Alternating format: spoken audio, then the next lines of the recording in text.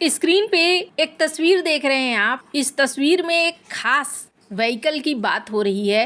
क्या है ये जो भारत और इजराइल मिलकर बना रहे हैं और इजराइल भारत के लिए अपना खजाना खोल रहा है। न सिर्फ इतना बल्कि तुर्की के कारण भारत के लिए इजराइल ने रास्ता भी बदल लिया है। जियोपॉलिटिक्स में बहुत कुछ चल रहा है, हमेशा की तरह जानने को मिलेगा बहुत कुछ। आइए जानते हैं इन खबरों को विस्तार से। जिस तरीके से उथल पुथल मची हुई है, इस उथल पुथल के बीच में आप देखेंगे दो देश भारत के करीब आते जा रहे हैं। एक तो है इजराइल और दूसरा है रूस। ये दोनों ही देश अब भारत के तरफ काफी अच्छे तरीके से बढ़ रहे हैं। अब मैं ऐसा क्यों कह रही हूँ, पहले इजराइल को ऐसा लगता था कि यूरोप इनका साथी रहेगा, और ऐसा इसलिए लगता था क्योंकि अमेरिका का सहयोगी रहा था यूरोप, और जो अमेरिका करता था वही यूरोप भी करता था।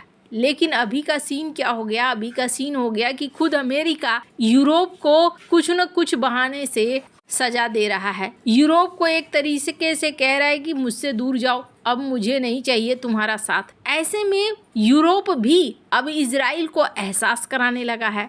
गाजा युद्ध की वजह से ज्यादातर शक्तिशाली यूरोपीय देशों ने इजरायली हथियारों पर प्रतिबंध लगा दिया, और जब प्रतिबंध लगा दिया तो यहाँ इजराइल को एक चीज समझ में आ चुका है कि अगर किसी के ऊपर यकीन किया जा सकता है तो वो भारत है। इसलिए आप देखेंगे कि इजराइल ने अब भारत के साथ लॉन्ग टर्म के लिए डिफेंस मैन्युफैक्चरिंग को चुना, और अब रणनीतिक पार्टनर के तौर पर दोनों एक दूसरे को देख रहे हैं। हथियार टेक्नोलॉजी की दुनिया में इजराइल बेताज बादशाह है, लेकिन दिक्कत क्या है, दिक्कत ये है कि जब युद्ध चलता है तो उस युद्ध के समय में सबसे पहले विरोधी देश फैक्ट्रियों को ही निशाना बनाते हैं। न रहेगा बांस न बजेगी बांसुरी। अब ऐसे में इजराइल चाहता है कि एक ऐसा पार्टनर हो जो पार्टनर हमारे लिए भी बनाए हथियारों को, और हमास के साथ लड़ाई के वक्त ये चीज देखने को भी मिला था।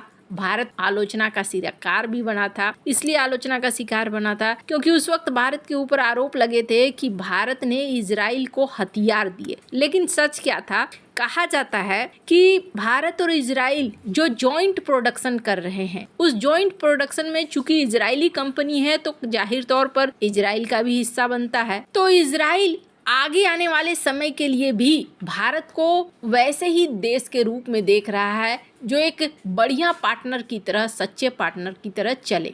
हालांकि इजराइल भी इस चीज को समझ रहा है कि अगला निशाना अंतरिक्ष होने वाला है। स्क्रीन पर एक आर्टिकल देखिए जिसमें इजराइल अंतरिक्ष के मामले में भी खर्च कर रहा है ताकि टेक्नोलॉजी के मामले में हमेशा आगे रहे। इसी बीच इजराइल और भारत के बीच में आइमेक कॉरिडोर को लेकर भी बातचीत बढ़ती हुई दिख रही है। स्क्रीन पर एक आर्टिकल देखिए, कहा जा रहा है कि भारत वो देश है जिसकी वजह से तुर्की को बाईपास करते हुए आइमेक कॉरिडोर को रखा गया ताकि भारत को कोई दिक्कत न हो। भारत ने जानबूझकर एक पश्चिमी रूट चुना है जो ओमान, जॉर्डन, इजराइल और ग्रीस से होकर गुजरता है ताकि सुरक्षा में जहां अस्थिरता है, जैसे तुर्की और पाकिस्तान से जुड़े इलाकों से दूरी बनाई। मई 2025 में भारत पाकिस्तान की लड़ाई में जिस तरीके से तुर्की द्वारा ड्रोन सप्लाई किया गया, तुर्की का पाकिस्तान के साथ सैन्य सहयोग लगातार बढ़ रहा है।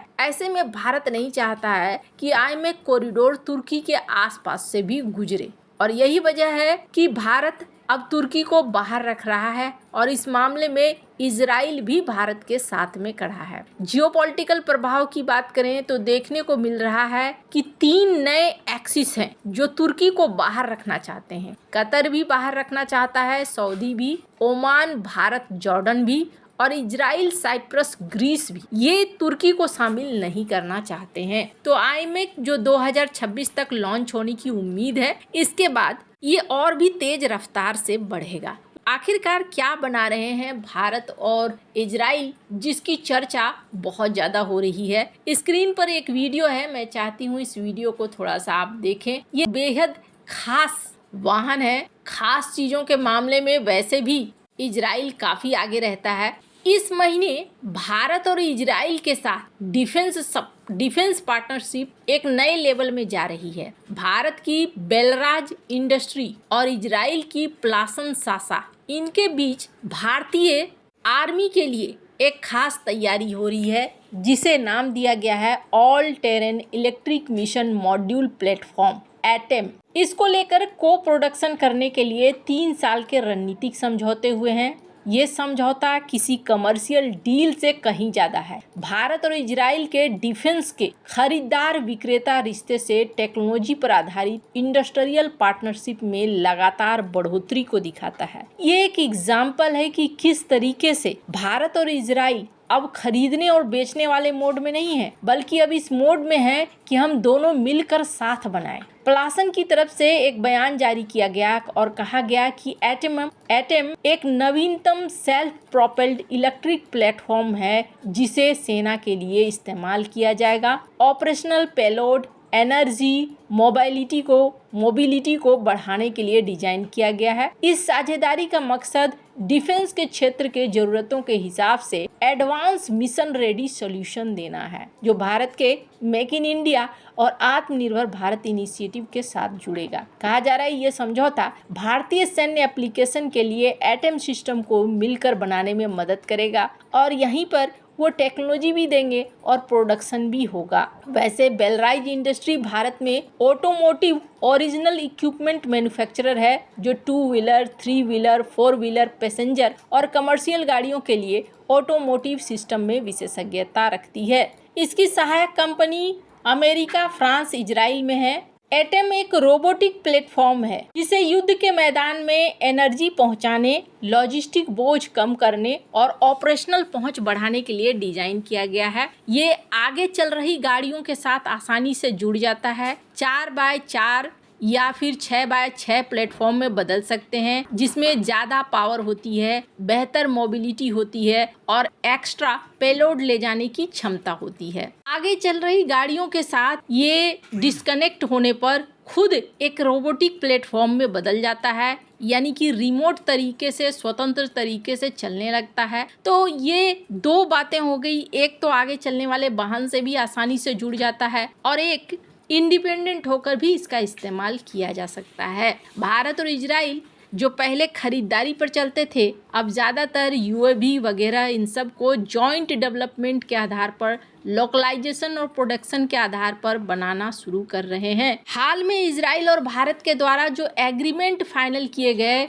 उस एग्रीमेंट के हिसाब से देखने को मिल रहा है कि कई सारी चीज़ों का निर्माण किया जा रहा है। खैर, हिंद महासागर हो या फिर आसपास के इलाके, यहाँ पर दोनों देशों की साझेदारी देखने को मिल रही है। आगे चलकर भी ये साझेदारी बढ़ेगी। आपको क्या लगता है, जिस तरीके से दुनिया भर में उथल पुथल मचा हुआ है, ऐसे में भारत के करीबी मित्र भविष्य में कौन हो सकते हैं? कमेंट कर अपनी राय जरूर बताएं। जल्द मिलते हैं अगले वीडियो में नई खबर के साथ।